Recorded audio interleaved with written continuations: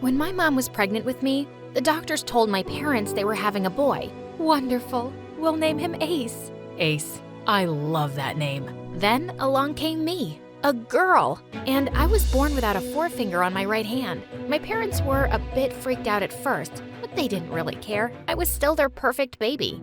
Hey friends, my name is Ace, and I live in a small town in Ohio. Please like and subscribe. When I was in kindergarten, our teacher asked us to paint with our fingers, and that's when a kid noticed my hand was different. Hey, look at Ace's hand. So cool. Are you an alien? Whoa, Ace. Did a mouse chew through your finger? No, dummy. My hand's always been like that. My classmates never bugged me about it, which was nice. Over time, more people found out, and some mean kids would call me a freak, but I was never bothered much because I could do everything people with 10 fingers could do, like play baseball. Dad was really into it, and he taught me everything I knew. Once when I was 14, I saw some boys playing baseball in the neighborhood, and I asked if I could join, but they said they didn't play with girls.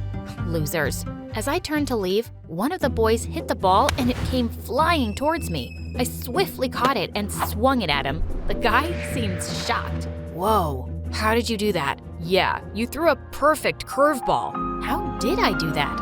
And when I tried baseball over and over again, I learned that I could throw a perfect curveball because of my missing forefinger. After that day, those same guys wanted me to teach them. I started playing with them every day and gained a reputation for smashing the neighbors' windows. When I was in 11th grade, Dad gave me some big news. I'd have to finish high school in Cincinnati because he'd gotten a better job there and we could use the money. So we moved. The school was 5 times the size of my high school back home, and I was feeling nervous as I walked in. Just as I found my locker, a very pretty girl walked over to me. Oh, hey, you look like you're new here. I'm Bree, and I must say, your overalls look awesome. Oh, thanks. My dad and I have matching ones. Really? The janitor wears almost the same. Is your dad the janitor? Wait, was she making fun of me? Before I could reply, a boy with flaming red hair came running down the corridor and crashed straight into Bree, knocking her to the ground. Oliver, you moron, get off of me. You were in my way and now you've made me lose it. Lose what? The rarest butterfly. I was following it and now it's gone. What kind of guy chases butterflies? You are such a loser. Stop being so mean to me, Bree, or I swear I'm gonna fall in love with you. She shoved him aside and stormed off. He grinned at me. I see you've met the school queen bee. More like school witch. Haha, yeah, that's Bree. So beautiful, but so cruel. Everyone's kinda scared of her, but not me. Me neither. Soon after, I found out Oliver and I were in the same class. He was a great guy, and we started hanging out together. And I discovered that he loved 2 things, magic tricks and baseball. He was always trying out silly magic tricks on me that made me laugh. And when he insisted I join the school's baseball team, I got to see how good he was. And also really competitive. One day in the cafeteria, Oliver was showing me a new card trick when Bree and her minions came by. You guys make the perfect weirdo couple. Miss Nine Fingers and Mr. Tomato Head. Having a bad day again, babe? I'll give you a hug if you don't mind the weird smell of my t-shirt. Ew! And I'd never be the babe of someone like you. Do you even have any life plans, Oliver? Or are you just gonna be some homeless street magician? Hey, I make plans every day. Like feed your goldfish, put on pants, annoy Bree. Why are you so worried about my future anyway? Do you see yourself in it? In your dreams, loser! And with that, she grabbed a bottle of mustard and dumped the whole thing on his head. Ketchup and mustard go together. And before I knew it, I'd flown out of my seat and attacked Bree. She screamed like a banshee when I sat on her and pulled her hair. Don't mess with my friend again. I can hurt you pretty badly with just 9 fingers, you dumb witch. That incident landed both me and Bree in detention. But I was a hero after that. No one had ever laid a finger on Bree before, and lots of kids were patting me on the back, and Oliver just couldn't get over it. That was epic, Ace. I can't forget the look on her face. I wish you'd made a video of me, dummy. Bree gave me death glares from afar every day, but I guess she backed off because she knew I could kick her butt. Oliver and I grew closer and we played every day to help each other improve our game. Even my dad loved him, and his mom was so nice to me. I found out that his dad was always in and out of jail, and his mom was basically raising him alone. Since we were always together, lots of kids assumed we were a couple, but that didn't bother us much. We were best friends, and nothing could change that. One time we were having a practice match, and I was on fire. Oliver was really struggling to hold his ground against my curveball pitching. "Are you trying to hit me in the face, Ace?" "Boo-hoo! Focus on your game, Oliver. You already have 2 strikes. 1 more and my team wins." For some reason, Oliver seemed tense, and when I pitched, he missed again. When my team started celebrating, he just threw his bat, ran off, and sat under a tree. Hey, don't be a sore loser. I'm just mad at myself. The final games are only a few months away, and that's where all the university recruiters pick talent. I really need a scholarship, and I'm playing so badly. And on top of everything, look, my shoes are ruined. Every player has some bad days. Cheer up, let's get some ice cream. Come on, let's go. He just sat there like a stubborn donkey as I pulled his arm with all my might. Suddenly he got up and I fell backwards, dragging Oliver with me. Awkward. By saying awkward, you made it awkward, weirdo. And then we both burst out laughing. I went to the bathroom to clean up, and that's when I heard Bree behind me. "Do you know how gross it is to see 2 dorks making out? Get a room. We were not— Wait, why am I explaining anything to you? Think what you like." I was leaving when she said, "I haven't forgotten what you did, Ace. I'm gonna get you when you least expect it." Oh, I'm so scared. I'd go running to my mommy if I had one. And I walked off quickly before she could reply. She sounded crazy. A week later, it was Oliver's birthday, and I wanted to buy him the perfect gift. I had to use all my savings, but it was worth it. I went over to his place, and when he opened the box, his eyes shone.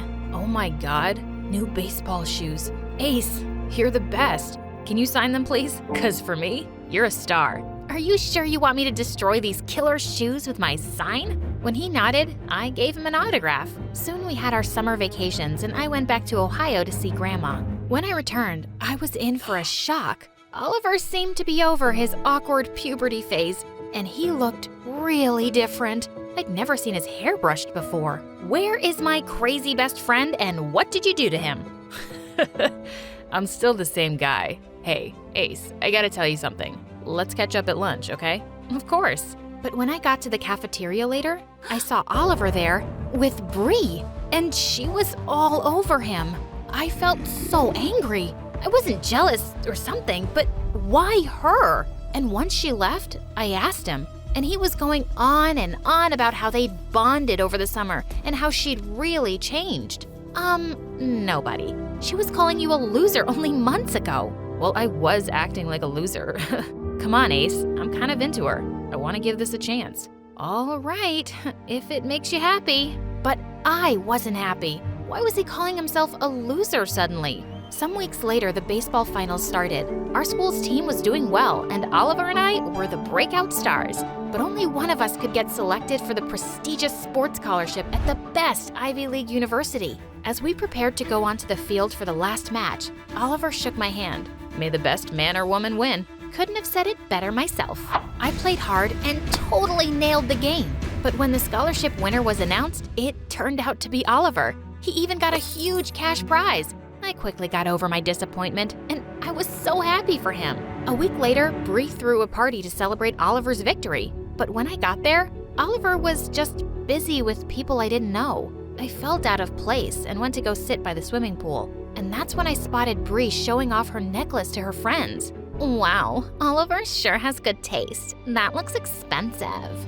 It was the least Oliver could do after what my dad did for him. He's the head recruiter at that Ivy League university, and he basically gave Oliver the scholarship, even though Ace played better. That witch got what she deserved, and Daddy really thinks Oliver is gonna be a huge star one day. Oh my God, I felt gutted and furious. I ran up to Oliver and grabbed him by his shirt. You cheated? How could you? Oliver knew right away what I was talking about and quickly pulled me into another room. I yelled at him and he kept trying to shush me. Hey, I did what I had to do. Your dad has a decent job. My dad, he's in jail again. You know my situation. I need this, Ace. You can get it next year. Yeah, I know your situation, but that doesn't give you an excuse to stoop so low. Do you feel happy that you won by cheating? I don't even know who you are anymore." I spat in his face and left the party. Oliver and I didn't speak after that, even though he tried to talk to me and kept calling. A couple of months later, he stopped trying, and then one day, I saw him on the news. He was being called the next big thing. A few months later, I participated in a local fundraising match and led my team to victory. After I accepted the trophy, a man approached me. "Hello, Miss Ace. I'm from a prestigious university, and we want you to apply for our sports scholarship. Your missing finger gives you an edge that I've never seen in any other player. No one throws a ball like that." I was excited to apply, and I got in. The opportunities my university provided me in baseball were amazing. After graduation, I got into the national women's team, and I heard how Oliver had received a huge offer from a league in Japan and had moved there. Sometime later, I met an amazing guy and fell in love for the first time. After dating for a few months, he proposed, and I said yes. One day, as I was walking into a coffee shop, I bumped into someone, and I looked up to see that it was Oliver. Oh my God, Ace. Oh, Oliver. Been a long time. I thought you moved to Japan with Bree. Yeah, I did. But things didn't go so well. Bree's with a soccer player now. She broke up with me after I had a rather serious injury. What? When did that happen? And then Oliver told me how he had an injury that left him paralyzed for a year. He had to work really hard to get back on his feet, and he was finally playing again. Oh my God. I'm so sorry, Oliver. Just then, my eyes fell on his shoes. You still have these? Why? I have a game later today, and these are my good luck charm. Look, Ace, I'm so sorry for what I did. I was selfish, I was a jerk, and I was desperate. I'm not making any excuses for my behavior, though. Please forgive me. I've really missed you. I didn't forgive him right away, but we kept in touch and slowly patched things up. The truth was, I'd really missed my best friend too, and I was happy to discover that he was still a weirdo. And when I got married a few months later, I was so glad my best friend was there by my side as my best man.